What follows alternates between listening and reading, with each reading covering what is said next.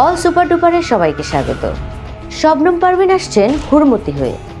শবনম পারভিনকে আমরা বিশেষ করে একজন কমিক অভিনেত্রী হিসেবেই চিনি। বিশেষ করে ইত্যাদি, নানি এবং নাতি, আবার হুমায়ুন আহমেদের বিভিন্ন সিনেমা এবং নাটকেও কিন্তু তিনি রসিকতার সাথে তার অভিনয়ের দক্ষতা দেখিয়েছেন। এই শবনম পারভিন এখন আসছেন নায়িকা হয়ে। একবার ভাবুন। তাহলে বলছি, তিনি একটি সিনেমা প্রযোজনা করেছেন এবং পরিচালনাও করেছেন, যে সিনেমার নাম হুড়মুতি, এবং সেই সিনেমাতেই তিনি আসছেন নায়িকা হয়ে। সাধারণত আমরা এখন পর্যন্ত বাংলাদেশের প্রেক্ষাপটে যদি দেখি, সেক্ষেত্রে দেখা যায় ডিএ তায়েব কিংবা অনন্ত জলিল, এরকম আরও অনেকেই আছেন যারা সিনেমা প্রযোজনা করেছেন এবং সেই সঙ্গে তারা কিন্তু নায়কও হয়েছেন।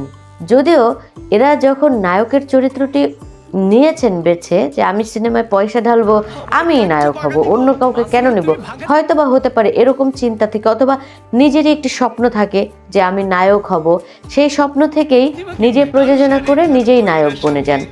তবে এই সব নায়ক কিংবা এই ধরনের সিনেমাকে আমরা সেইভাবে সুপার ডুপার হিট কিংবা ব্যবসা সফল হতে এখন পর্যন্ত দেখিনি।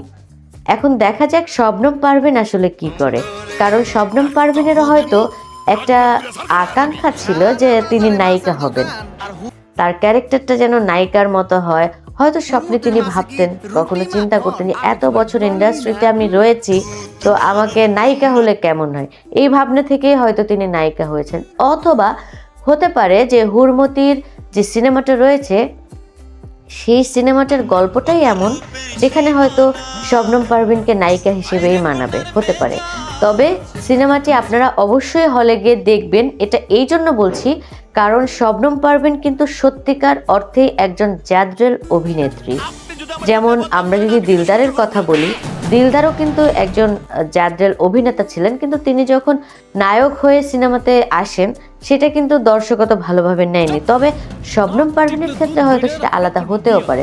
তো যারা এই ধরনের উদ্যোগ নিচ্ছে তাদেরকে অবশ্যই উৎসাহ দেওয়া উচিত, এবং যেহেতু সে জাদ্রেল একজন অভিনেত্রী, তার অভিনয় দক্ষতা এবং তার পরিচালনায় বিশেষ করে সে কেমন করেছেন সেটা একটু অবশ্যই আমাদের বোঝার দরকার আছে। এবং সেজন্য চলচ্চিত্র প্রেমীদের অবশ্যই শবনম পারভিনের এই সিনেমাটি মানে হুড়মুতি আপনারা চলচ্চিত্রে গিয়ে দেখুন। আজকের মতো এই পর্যন্ত। সবাই ভালো থাকুন, সুস্থ থাকুন, আর অল সুপার ডুপারের সঙ্গেই থাকুন।